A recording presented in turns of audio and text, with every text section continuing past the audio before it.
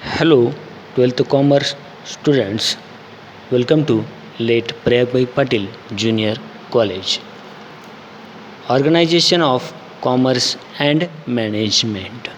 Last few lectures we have started chapter number 2 functions of management.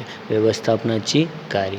यामध्ये these are the functions of management. First number is planning, second number organizing, third number staffing, fourth number directing, fifth number coordinating, sixth number controlling. Last lecture we have start second function organizing. संघटन. Organizing, it is a unit or a group of person who come together to achieve a common goal, whereas organizing is a process and functions. Organizing people किंवा person who come together, जेव्हा लोक एकत्रित येतात कशासाठी, to achieve a common goal, एखादा उद्देश साध्य करण्यासाठी व्यक्ती किंवा व्यक्तींचा समूह ज्यावेळेस एकत्रित येतो त्यालाच काय म्हणण्यात आलेलं आहे, ऑर्गनायझिंग ही एक प्रक्रिया आहे, एक प्रोसेस आहे, ही एक it is a process and a function, ही एक कार्यसुद्धा आहे. यानंतर आपल्याला आता ऑर्गनायझिंग संदर्भातील इम्पॉर्टन्स ऑफ ऑर्गनायझिंग पाहायचं आहे. इम्पॉर्टन्स, महत्त्व काय आहे ऑर्गनायझिंगचं. The importance of organizing can be stated as follows. खालीलपैकी त्या ऑर्गनायझिंगचे म्हणजे संघटनाचं महत्त्व हे आपल्याला सांगायचं आहे. इम्पॉर्टन्स ऑफ ऑर्गनायझिंग यासाठीचा आपण एक स्मार्ट कोड क्रिएट करण्यात आलेला आहे. ABCDEFGHHC अशा प्रकारचा एक आपण स्मार्ट कोड तयार केलेला आहे जो आपल्याला मेमराईजसाठी, पाठ करण्यासाठी सोपा जावा यासाठी आपण एक कोड क्रिएट करण्यात आलेला आहे. त्याच्यावरनं आपल्याला मेमराईज करण्यासाठी, पाठ करण्यासाठी इम्पॉर्टन्स ऑफ ऑर्गनायझिंग हे सोपं जावं यासाठी. First A, administration and operation is facilitated. Administration म्हणजे प्रशासन, ऑपरेशन डेली वर्क रुटीन जे वर्किंग आहे ते एकदम सोपी व्हावी यासाठी ऑर्गनायझिंगचं first importance. Administration and operation is facilitated. प्रशासन व दैनंदिन जे कोणतंही रोजचं डेली वर्क रुटीन आहे ते सोपं होतं ऑर्गनायझिंगमुळं. सेकंड नंबर आहे बी, ब्रिंग्स स्पेशलायझेशन ज्याच्याकडून विशेष काम करून घेता येते अशाकडनं विशेष काम करून घेता येतं ऑर्गनायझिंगमुळे. लोक एकत्रित आल्यानंतर आपल्याला म्हणजे त्या पर्सनची कॅपॅबिलिटी माहिती असते, त्यावरनं ज्याला जे वर्क जमतं स्पेशलायझेशन त्याला ते सोपवता येतं, विशेषीकरण घडवून आणता येतं. थर्ड नंबर आहे सी, क्लॅरिफाईज अथॉरिटी अँड रिस्पॉन्सिबिलिटीज. क्लॅरिफाईज म्हणजे अधिकार, अथॉरिटी अधिकार, रिस्पॉन्सिबिलिटी जबाबदाऱ्या. अधिकार व जबाबदाऱ्या यांचं स्पष्टपणे काय होतं, क्लॅरिफाईज होतं. वर्क कोणाला अधिकार द्यायचा आहे, कोणाला अथॉरिटी द्यायची आहे, कोणाला रिस्पॉन्सिबिलिटी काय जबाबदारी द्यायची आहे, कोणाला अधिकार द्यायचे आहेत, यांचं सगळं ऑर्गनायझिंग एकत्र आल्यामुळं ॲटोमॅटिकली त्यांना कोणाला अधिकार द्यायचं याचं काय होतं, स्पष्टपणे त्याला क्लॅरिफाईज करता येतं, क्लॅरिफिकेशन देता येतं, म्हणजे स्पष्टीकरण होतं कोणत्या पर्सनला या वर्क बिझनेस ऑर्गनायझेशनमध्ये कोणाला कोणतं अथॉरिटी द्यायची, कोणाला कोणती जबाबदारी द्यायची, हे ऑर्गनायझिंगमुळं सोपं होतं बिझनेस ऑर्गनायझेशनसाठीचं. त्यासाठी clarifies authority and responsibility. Fourth number आहे डिफाईन्स द जॉब प्रॉस्परली. जो जॉब म्हणजेच काम आहे, जे एम्प्लॉईज वर्किंग करण्यात येणार आहेत त्यांना त्यांची अथॉरिटी अँड रिस्पॉन्सिबिलिटी कळाल्यामुळं त्यांचं वर्क काय आहे, काय वर्किंग ते करणार आहेत, जॉब प्रॉपरली कोणतं काम त्यांनी करणार आहेत हे कामाची निश्चिती होते त्याद्वारे. डिफाईन्स द जॉब प्रॉपरली, कोणतं काम त्यांनी योग्य प्रमाणात करणार आहेत हे ऑर्गनायझिंगमुळं लक्षात येतं. त्यानंतर फिफ्थ नंबरचा इम्पॉर्टन्स आहे E, establish coordination. Authority responsibility ज्यांची त्यांनी बेअर करू शकतो, जॉब त्यांचं काम कोणतं करायचं आहे हे सुद्धा लक्षात येतं ऑर्गनायझिंगमुळं. आणि त्यामुळं काय होतं, एस्टॅब्लिश कोऑर्डिनेशन, या सगळ्यांमध्ये योग्य प्रकारात समन्वय साधण्यास मदत होते. हा त्याचा ऑर्गनायझिंगचा महत्त्व आहे. त्यानंतर 6 number facilitates effective administration. Effective administration, प्रभावी प्रशासनासाठी मदत होते किंवा हेल्प इन इफेक्टिव्ह ॲडमिनिस्ट्रेशन, प्रभावी प्रशासनासाठी मदत होते ऑर्गनायझिंगमुळं. 7 number growth and diversification is achieved. Growth, वाढ व विविधता याच्यासाठी काय होते, हे उपयुक्त ठरते. अचीव्ड करू शकतो आपण. ग्रोथ, वाढ, विकास हा बिझनेस ऑर्गनायझेशनचा या ऑर्गनायझिंगमुळे शक्य होते. 8 number H, help in optimum utilisation of resources. Resources जे कोणतेही संसाधनाचं आहे त्याचा ऑप्टिमम युटिलायझेशन, पर्याप्त वापर करता येतो. ऑर्गनायझिंग झाल्यामुळे कोणतं त्या ठिकाणी वर्किंग आहे हे सगळं काही ज्या रिसोर्सेसमुळे प्रत्येकांच्याद्वारे काम डायव्हर्सिफिकेशन केल्यामुळे, प्रत्येकाच्या कामाची रिस्पॉन्सिबिलिटी कळल्यामुळे त्या युटिलायझेशन ऑफ रिसोर्सेस त्याचा परिपूर्ण वापर करण्यात येतो रिसोर्सेसचा, संसाधनाचा, त्यामुळे ऑर्गनायझिंगमुळे. त्यानंतर ABCDEFGH इथपर्यंत झालं. त्यानंतर SC, scope for innovation. Innovation, नवीन उपक्रमाला वाव देण्यात मदत होते ऑर्गनायझिंगमुळे. आणि last 10 number creates sense of security, सुरक्षिततेची भावना निर्माण होते. अशा प्रकारे इम्पॉर्टन्स ऑफ ऑर्गनायझिंग, महत्त्व हे ऑर्गनायझिंगचं लक्षात येतं. हे ऑर्गनायझिंगमुळे एवढं महत्त्व त्याचं आहे ऑर्गनायझिंग केल्यामुळे. आता हा फंक्शन आपण ऑर्गनायझिंग, इम्पॉर्टन्स ऑफ ऑर्गनायझिंग पाहतो. त्याचा स्मार्ट कोड ABCDEFGHESC अशा प्रकारे आपण केलेलं आहे. आता 1 बाय 1 प्रत्येक इम्पॉर्टन्सचा आपण खुलासात्मक अभ्यास करू. त्यामध्ये आपल्याला त्या ॲडमिनिस्ट्रेशन अँड ऑपरेशन इज फॅसिलिटेड यामध्ये काय आहे हे पाहणार आहोत. First number, administration and operation is फॅसिलिटेड. काय होईल, प्रशासन, ॲडमिनिस्ट्रेशन व ऑपरेशन, डेली वर्क रुटीन, दैनंदिन कामकाज ज्याला आपण म्हणतो ते सोपं होतं, सुलभ होतं या ठिकाणी. कशाद्वारे, ऑर्गनायझिंगमुळे.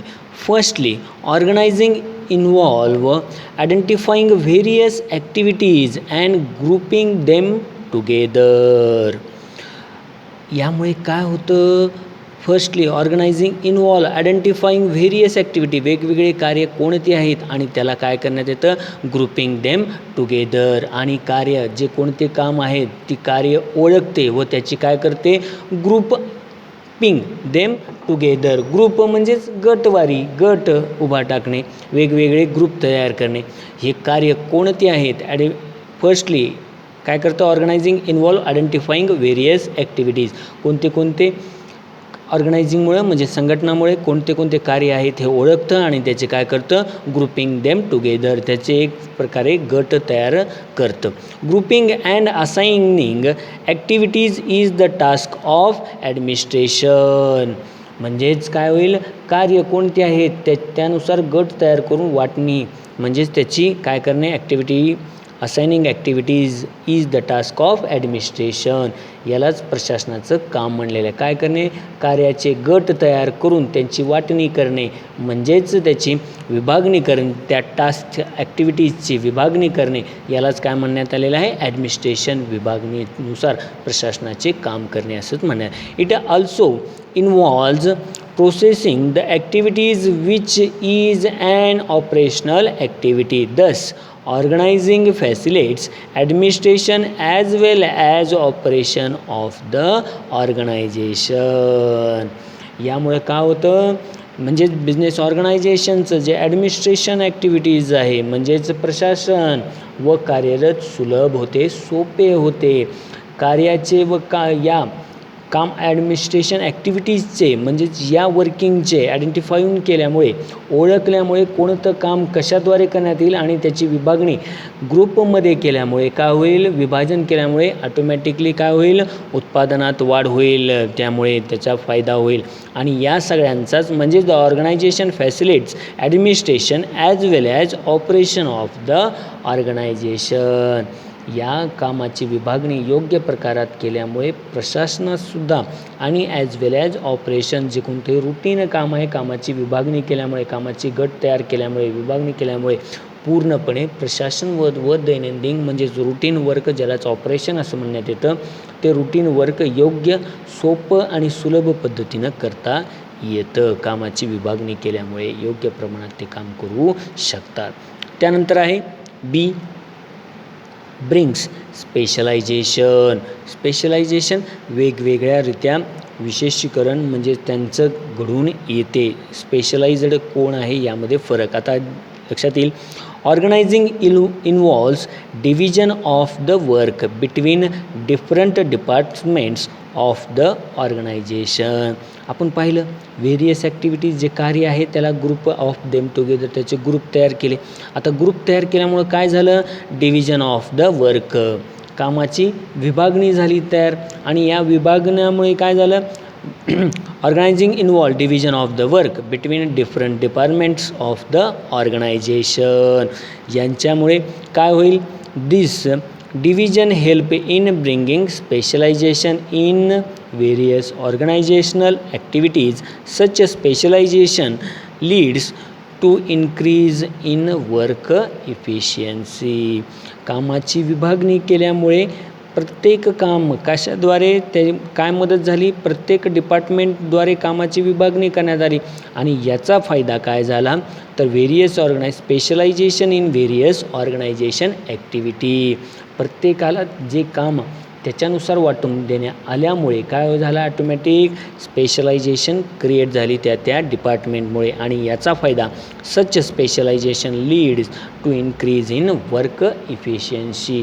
याच्या क्षमतेमुळे काय झालं, कामाच्या स्पेशलायझेशनमुळे त्यांची कार्यक्षमता वाढीस लागली गेली. आपण हे पाहतो कित्येक वेळेस नाही तुला हे काम जमणार नाही, हे काम ह्यानं केलं तर एकदम प्रॉपर होतं, तो चांगला काम करू शकतो, आपल्याला लक्षात येतं कोण काय हे. त्याच पद्धतीने बिझनेस ऑर्गनायझेशनमध्ये जे वर्किंग आहे ते पाहून त्याच्यानुसार त्याचं ग्रुप तयार केल्यामुळे काय होईल, त्या डिपार्टमेंट्सला ते काम स्पेशलाइजकडे पाठवणं सोपं होतं आणि त्यामुळे काय होईल, bring specialisation increase in work efficiency. कामाच्या क्षमतेमुळे त्याच्यात वाढ होते. थर्ड नंबर आहे क्लॅरिटीज, अथॉरिटी अँड रिस्पॉन्सिबिलिटीज. जे अधिकार व जबाबदाऱ्या आहेत त्यांचं काय होईल, स्पष्ट व्यवस्थितरित्या क्लेरिफाईज होते. उल्लेख त्या कोणाला कोणत्या ह्याच्यात अधिकार आणि जबाबदाऱ्या देण्यात आलेल्या आहेत या क्लिअरली समजण्यात येतात ऑर्गनायझिंगमुळे.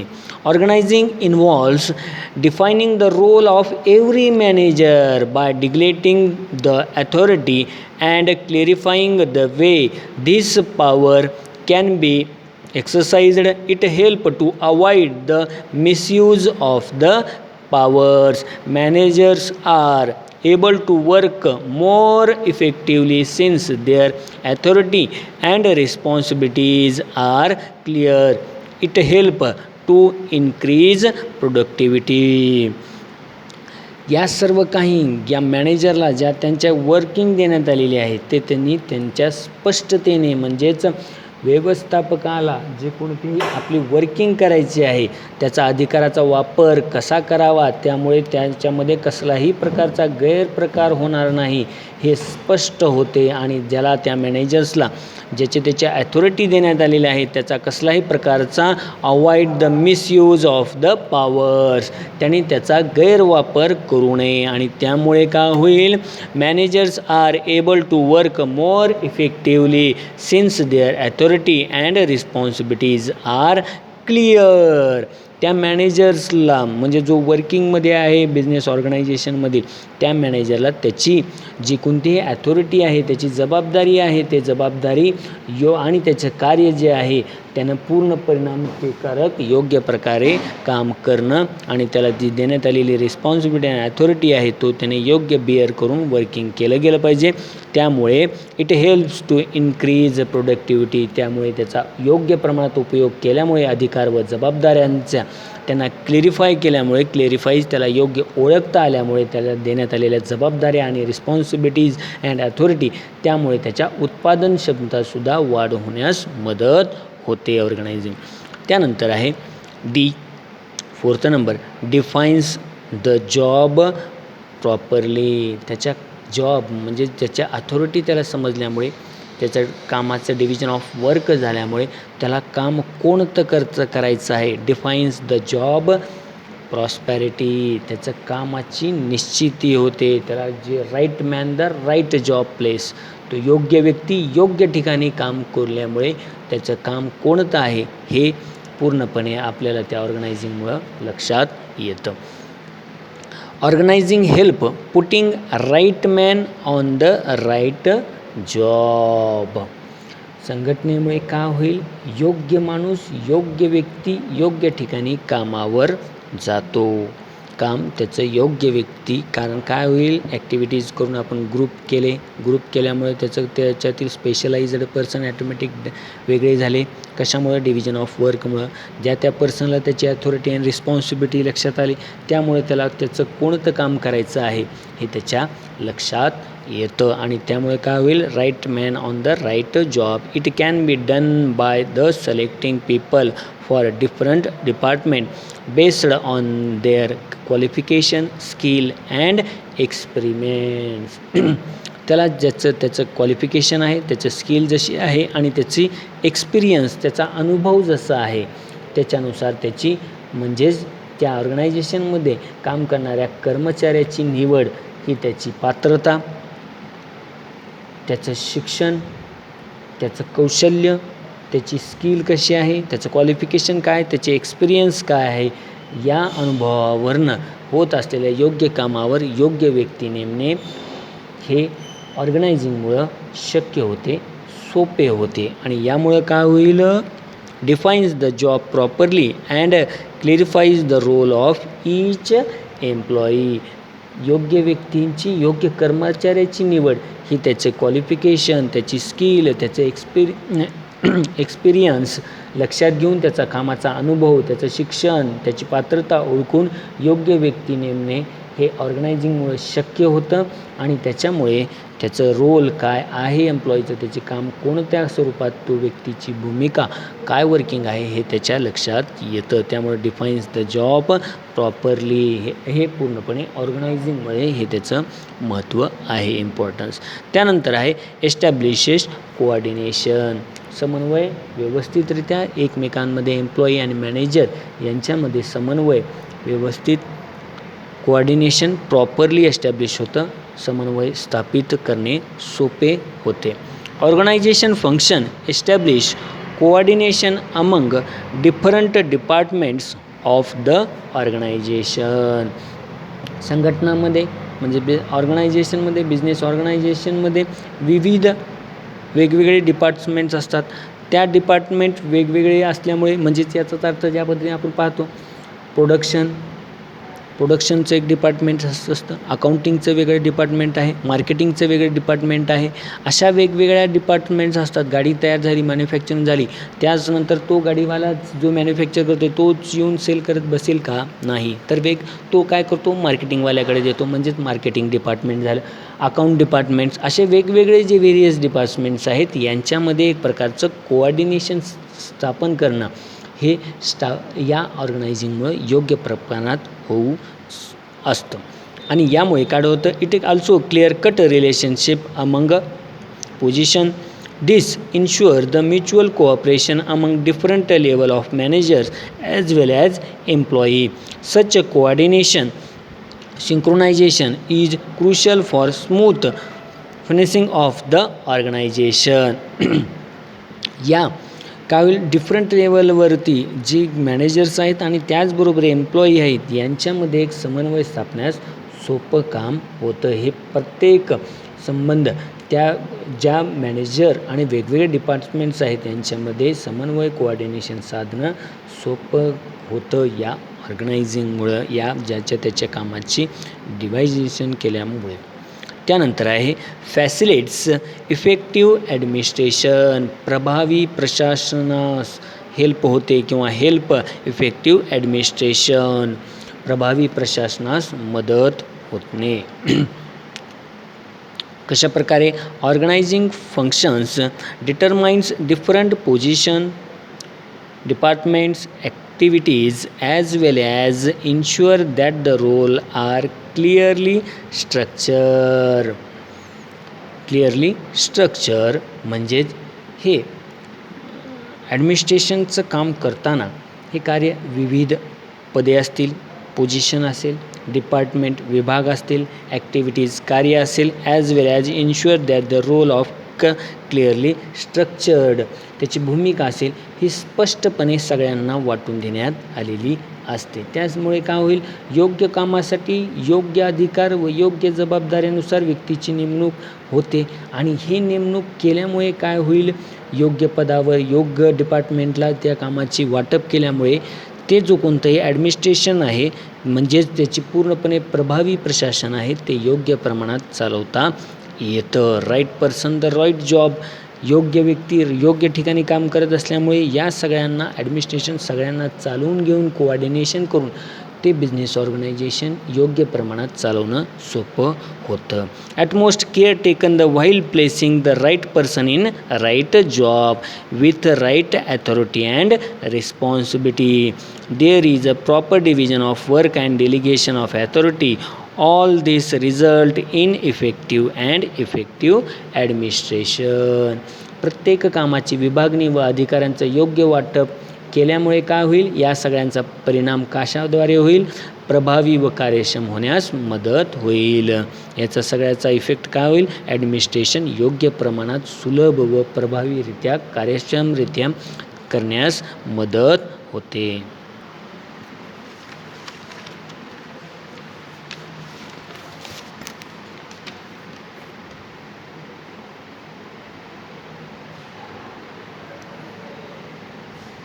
Importance of organising 1 by 1 10 importance आपण पाहिलेले आहेत त्याचे. Thank you students.